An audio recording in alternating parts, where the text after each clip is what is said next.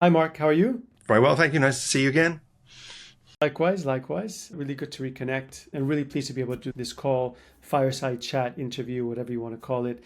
Just having a look at your background and knowing a bit about you, I think it's quite fascinating the career that you've had in the business value consulting space.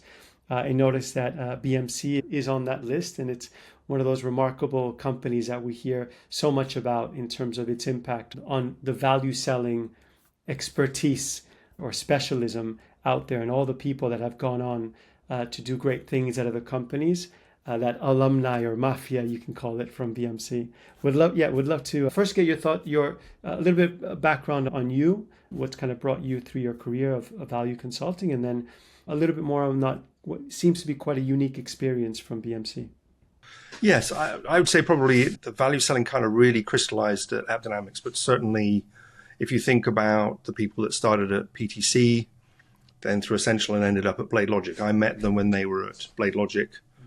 They had sold into a couple of large organizations in the UK, and they sold very well, but they were struggling to show the benefits associated with the sale that they've done. So they used to call it a process audit in those days because they were coming from an engineering background. They were trying to understand the engineering process. And so, Not the sexiest name, by the way. no, sort of, yes, it was one of those ones that sometimes the customer would have a slightly allergic reaction to it, especially what we're trying to do. You hear the So, word audit, you panic, right? yeah. So then we turned it to a business value assessment, a whole range of things. But effectively, it's, as you know, just trying to understand what's going on and quantify it in some way. But I think my first meeting was with, a guy called Paul Cant. He's now kind of CRO at BMC. And he just sat me down. He said, "Have you ever heard about Medic?" And no. And 20 minutes later, I'd been sheep dipped in the whole process. And it probably took me, I don't know, a year or 18 months to really understand the cadence that those guys ran at. Every time, we'd be on a QBR and Jeremy had asked the room, what are the leading indicators? And I'd be thinking, what are the leading indicators? And eventually you kind of internalize them and do them. From the Blade Logic stuff, you probably heard the reason that what was very interesting about the purchase of Blade Logic for kind of effectively $1 billion by BMC, they bought the product because it's a very good product, but they also bought the sales team. Normally you buy a company and the sales team gets cleaned out, but they kept them because they recognized there was such a significant impact from it. And so just by running the work, but the plays that they had at BMC, you could see that, as you said, a lot of people were trained up, a lot of people that came up, a lot of people were shown how really good value selling works. I don't know exactly, but I don't think we missed many quarters also at BMC, and that was through some quite adverse business conditions. So, you can see it, and subsequently any of the, look at Jeremy's career, through Blade Logic, BMC, AppDynamics, and since he's, even in organizations where, even at Multiverse, where it's not a SaaS-based sale, where it's selling apprenticeships, still by using the methodology and approach drives great outcomes. And having read the Qualified Sales Leader, the John McMahon book, you can capture different moments of that through some of the stories and the background and even some of the characters in the book, which aren't so disguised, so to speak. Yeah. I mean, yes, across all of them, there are some fantastic people out there, whether it's Luke Lazaron, who's now retired, that was at Sprinkler, whether it's Cedric Pesch, who was at MongoDB, John himself, before I kind of got to meet them, I'm an engineer by background, so more peripheral to sales. And I kind of always thought that selling was a bit obscure to me. I thought it was a much more relationship-based event, that it was not necessarily something you could apply a science to. And actually meeting, the teams from PDC and beyond, you understand actually there's a science and an art to it. But the science piece is very interesting and very useful because it allows you to understand your business very well. So it's a very useful experience. And do you see that the science and methodology have evolved over the course of the last 15, 20 years?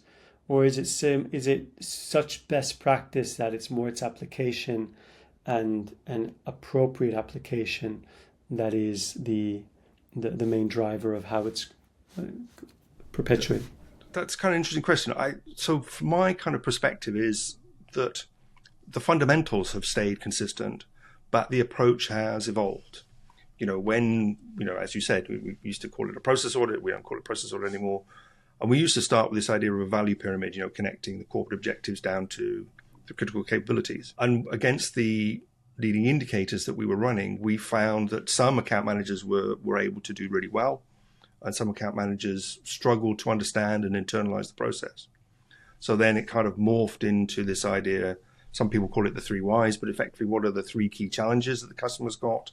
And then for each challenge, describe the why now, why AppDynamics, why Starburst, why now, why do anything effectively. So the 3 whys, there it goes. I can't even get the 3 whys out.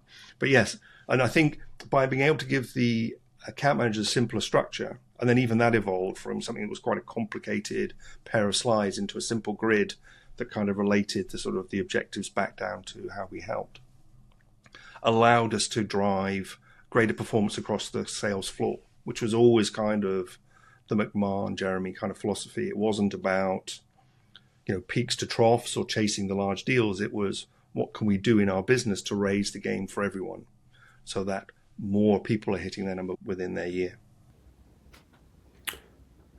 Yeah, and it's interesting because it's a very thorough process. I mean, the value selling in general, applying that MEDDIC as a way to continuously qualify a deal through the entire pipeline.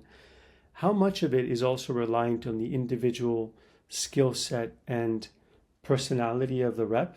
Because, what one finds oftentimes is that every buyer is different. Personalities are different. Their level of engagement or caginess may be different to give you the information.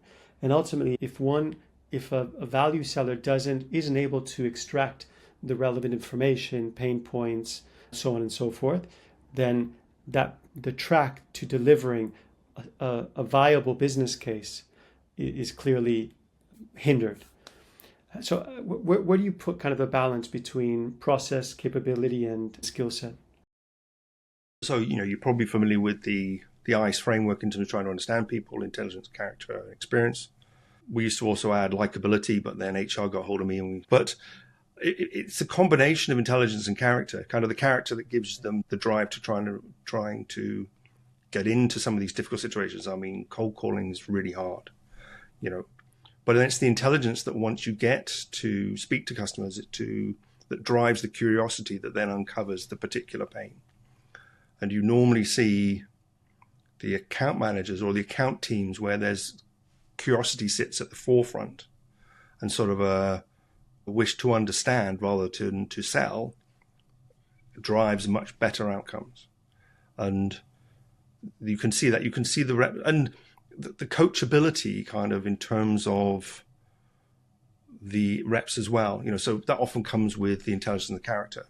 But by being able, sometimes they show up and they're quite green, and you see some of the people that are now great sales leaders.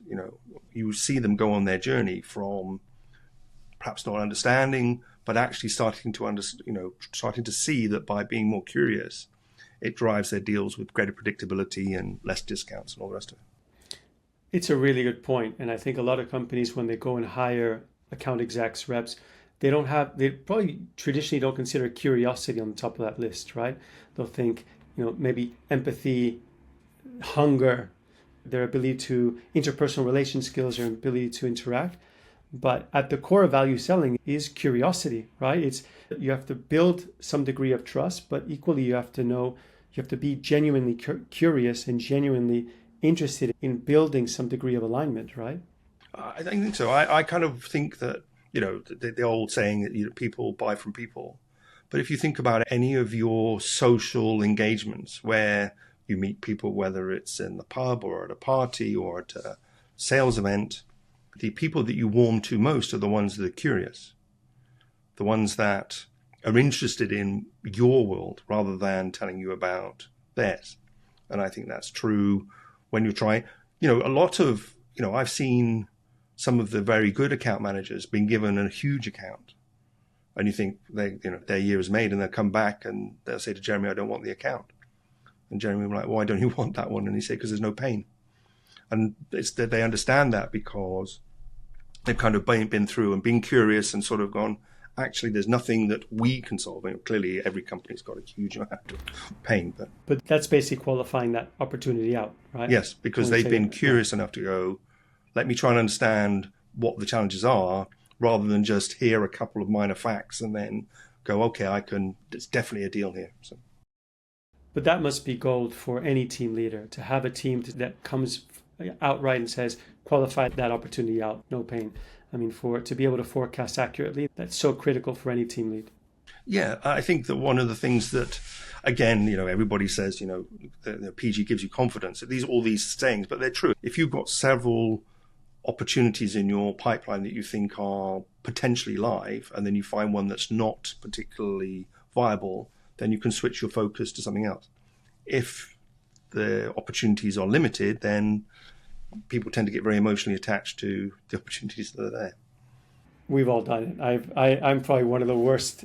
Being a founder-led seller, which is what I've been my whole career. You live off of the highs and the lows, right? And you apply probably you over-index on hope on your pipeline, and you really have to kill that hope. You got to go on the facts. And I think that's where kind of, medic is a word that's bandied around a lot these days. But if you look at the people that really use medic well, they're really trying to use it in the most helpful way possible. In that, really all it's for is to say, well, what are the gaps in this opportunity? What don't we know about? So then what do we then do to go and figure it out? I remember very clearly attending my first QBR at BC. And based on what I'd heard about some of the selling, heard about some of the stories from PTC, I thought, well, this is going to be a really challenging few days. But I've never seen people try and be more supportive. This is an internal team QBR. Correct. So you've got all the sales leaders in the room. You've probably got some poor rep at the front of the room, probably. And then the deals are being inspected to a high degree, but from a very positive place. And actually, the reps that engaged with that did very well. It's an uncomfortable place to go where someone, these sales leaders are very clever and very experienced. And so then they know where kind of the gaps are. And once the salespeople and the sales team have understood it, and if they've got an energy to go and fix it, then you normally see them at the next QBR having been very successful. And what did they do right at App Dynamics when you were there in terms of the value selling process and value engineering? So again, there are quite a few people these days that think if I can bolt a value engineering function onto the side of my sales function, it's going to be transformative. But it's a complementary function. You can't do a very good job as a value engineer if you don't understand what the challenges are, if there's not been very good discovery and all those sorts of things. And what they did very well at App Dynamics was, excellence was expected right at, minimum kind of standard for what people were doing. And then there was a commitment to the process in terms of, this is how we're going to go about doing stuff day to day. And it was just part of our DNA in terms of trying to understand and do things. And what was quite interesting is when the sales team showed up at BMC, there was lots of established sales leaders that were there that felt it's a negotiable kind of approach to selling. They thought, yeah, that's very interesting, but I'll go and do it my own way still. Because they'd been reasonably successful at BMC before we showed up. But the medic approach really drove great success. But at App Dynamics, because it was kind of baked in from day one, you just saw the cadence drive some really great results. Amazing. Switching gears now, where have you seen, and it doesn't need to be the place, but what are the factors that have led to value selling breaking down in scenarios where you've witnessed it? What are some of the warning signs for any team leader, any organization, that it's just something's not working? I think probably the best place to start is, do we really understand the whys for the customer? Not just even at a very fundamental thing, is why does the customer would want to use our solution or our proposed approach? And if you get a technical answer to that question, unless you're selling to early adopters. Now, early adopters don't necessarily mean small companies. It could be, Barclays buy an awful lot of new technology. Early adopter selling tends to be based on meeting some practical technical pain. So your solution meets that, and that's very good, and the early adopters will buy it. But as you're trying to sell into the mainstream, you'll find that you're trying to solve some underlying business challenge. So when it breaks down is, if the organization is switching from selling to early adopters, very often is what you do as an early startup, and you're trying to transition into selling into mainstream. If you're still thinking in sort of an early adopter sales mentality, then that doesn't work, because you think, oh, I can just show up with a slightly better ROI, or I can show that we're a bit cheaper or a bit faster to run, so customers will buy it. But that's not very often what happens. Sales deals become protracted, or you will become a very high churn risk because you were bought to solve a technical problem that's now fixed, rather than some underlying business issue that people are trying to use, or use your technology to address. So it's effectively selling based on the wrong pain points to the wrong person at the wrong time.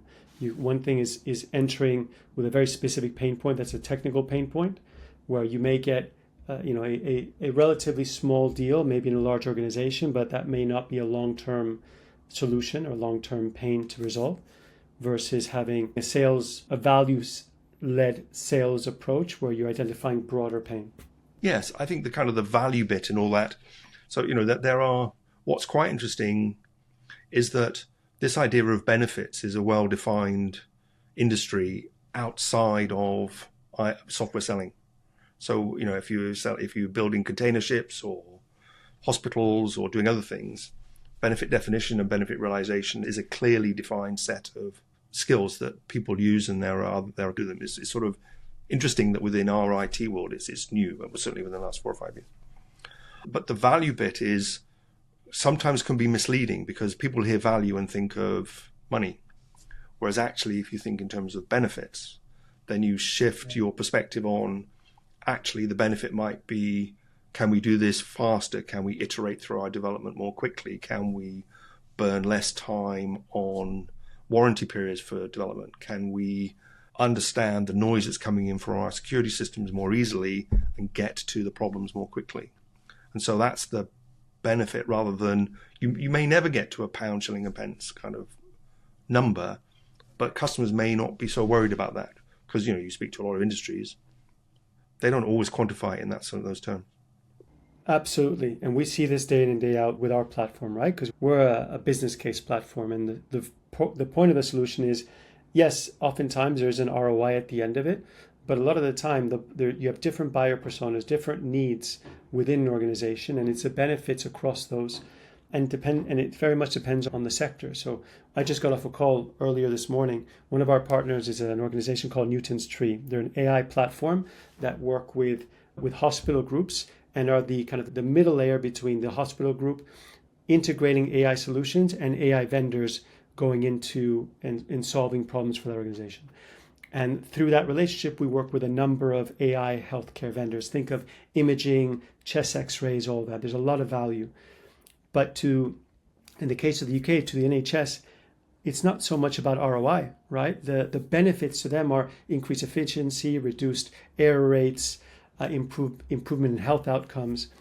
And that doesn't fit in a static ROI calculator. So the combination of a platform that can enable a business case to be generated through understanding not just what are the pain points, but what are the prioritized benefits that organization is buying for, is critical. And I guess to that end, how do you see the role in the business case evolving, given that we're seeing a lot more need for value selling across the entire pipeline due to macroeconomic factors? CFO is increasingly and scrutinizing more and more decisions, even smaller ACV. How do you see the business case, irrespective of our platform, but the business case as a vehicle evolving through an evolving economic situation?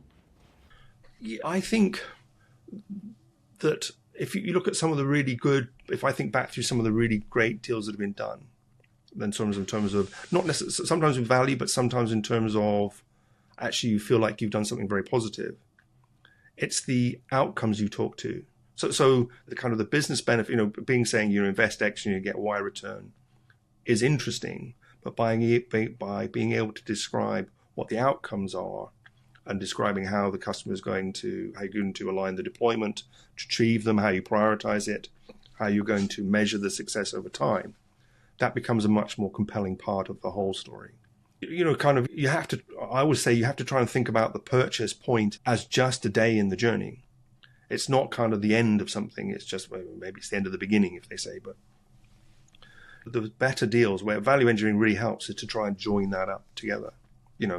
Whether you're feeding back into product or helping the product team describe the new features and functions in terms of the business benefits or outcomes that the customer might get, helping the technical teams when they're doing their demonstrations to say, what are the outcomes that this demonstration leads to, helping professional services prioritize the deployment based on the scale of the benefits the customer wants to get, and then customer success, however it's being run, whether it's being run by the account team or whether it's run by a distinct customer success organization, how would they understand, quantify, and report on that value is where you start.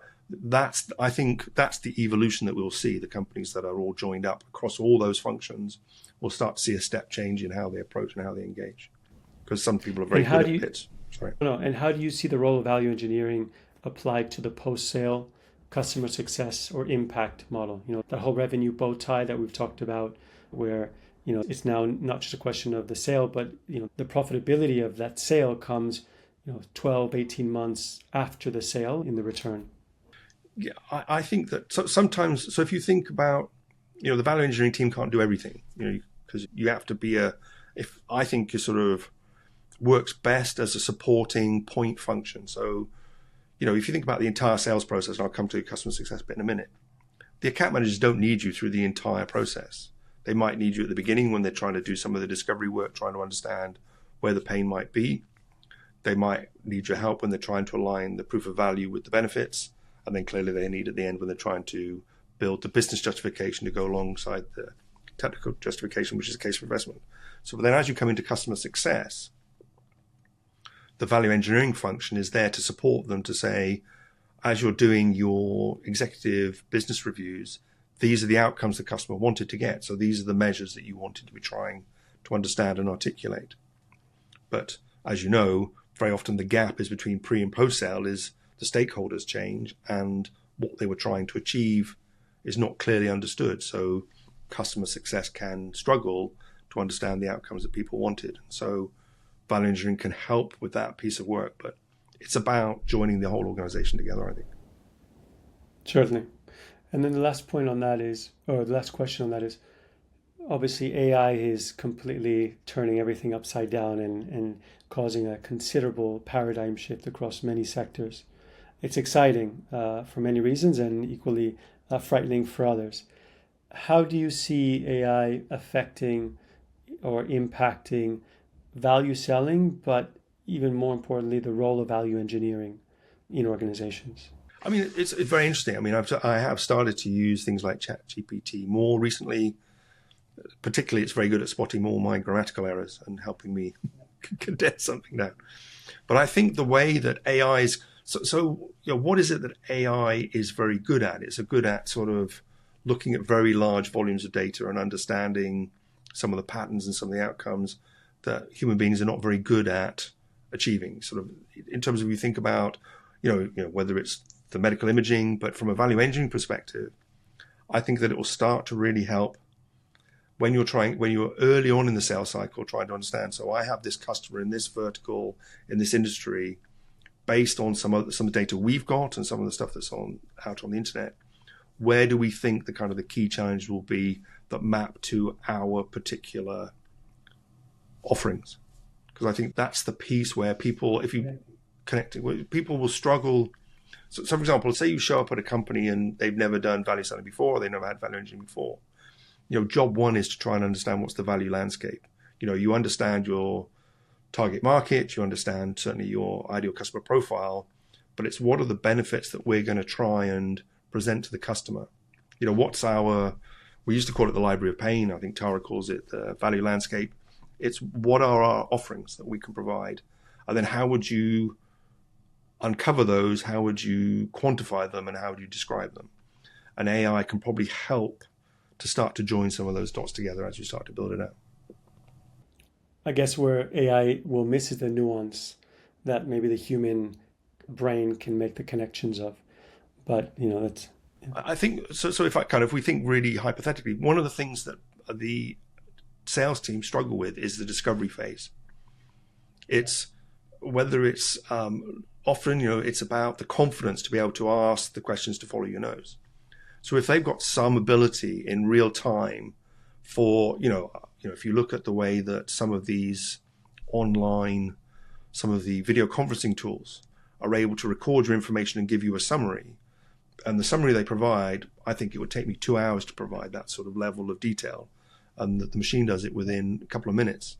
So if you had something in near real time that's listening to the conversation, has an understanding of the benefits you say, you might be that might be useful for you to follow this sort of thread with this particular individual based on what I know about their background, their experience, what we can offer them. And so the prompting for the account manager in near real time may be a really useful part of that tool. We find AI very useful, even obviously for our own platform, which is AI powered, right? Bringing in the transcript information and helping a rep save all that time and pulling in the most important aspects of it. But equally, if you have what we find is, yes, that discovery phase is usually challenging. It is a question of confidence, but it's also a question of the person on the other side of the phone or on the other side of the desk in their comfort in sharing what is likely considered confidential information, right? But that pain is really important to be able to identify and implicate. And so what we found, anecdotally, at least from the Simbi experience and reps using Simbi, is that by sharing the template that is being used on the screen with the buyer, they suddenly realize, or it gives them a reason, and the reason for that information. So this is the business case we're going to be building together over the course of the relationship. In order for this to be effective and impactful and yours to use, this information, the more accurate, the better. And that tends to build that confidence, both for the rep to ask the question, but equally for the buyer, the champion, to be able to be comfortable sharing. I think there's elements that AI can support in that as well. Yeah, I mean, we our method, kind of the PTC methodology and beyond is all about using customer data. So we would never build a business case based on somebody else's data or some industry averages. We might build a point of view based on our other customers to do it to start with. Hypothesis. Initially, but anything we present back to an economic buyer is based on their data. So if they look around the room and someone says, "Is this real?" the person that's in the room, because you need your stakeholders there, will say, "Yes, they've spoken to me about it. This is clear." And to kind of just sort of lost the thread a bit, but in terms of, we would always share the models that we built with the customer. There was nothing hidden. All the formulas were there for the customer to see and to inspect. And that builds a level of trust, because otherwise, they worry that there's some sleight of hand going on. But we say, no, look, you can see and understand, and you can play with the model yourself. And if you don't think that fact is correct, then you can change it. And we're quite happy with the outcome, because you're trying to build their business case to help them solve a problem that they've got. That's kind of the 100%. And you're doing the job for them, right? You're helping them build that business case for their economic buyer, and hopefully it'll make them look good in the process. Yeah, and very often with people, they may never have bought the software before. So being able to give them a structured approach to the process that helps them through that enables them to be successful, is kind of very useful. Well, you're helping them in those scenarios, you're helping them form the decision criteria, because they may know they need something, but on which criteria do we really need to buy to make the right decision, right? Exactly. And if you think about anything that you've bought in your life, whether it's a flat, a new oven, a car, a holiday, the ones that you find that were the best, or was where the person you were speaking to was able to do exactly that, to understand what outcomes you were looking for, understand your particular challenges, and then help you describe and decide on what you wanted in the best way possible. So give you your own decision criteria. It's the same stuff. Totally. Thanks, Mark. Look, Mark, thank you very much. I do have 2 final questions for you. The first one, we ask this of all of our interviewees, so we appreciate it. The first question is, who is the best value seller you've ever worked with? That's difficult. I mean, if you go back 16 years, there weren't many value selling people on the world. There are a lot more now. It's become a sort of a much more of an established function. But if I think back to my early days, certainly at BMC, there were a couple of guys called Doug May and Blake Tablack. I think Doug has now gone on in sort of very senior positions. But the difference between, and Blake is more into sales. But both of those guys had understood how to relate the sales offering to the customer outcomes and were quite good at understanding and describing it. So they were both very good at it. But you've met Tara. He's a particularly interesting character, but very skilled at what he does. He builds empathy very fast, very good at understanding the challenges. And then you've got other people like Dave Conrath that I think you've met. There's a Marcel van der Toom I met him at BMC, and he kind of built his own value selling proposition because he had to. He didn't know anything about the PTC or the Blade Logic way, and he and I worked very well together. So there are quite a few people around, and countless others that I probably forgot to mention. I can imagine. Brilliant, Mark. Thank you very much for giving us your time. I found it very fascinating. It's something that I'm sure our listeners would really love to hear. No, thank you. It's been very interesting. Thank you for your time.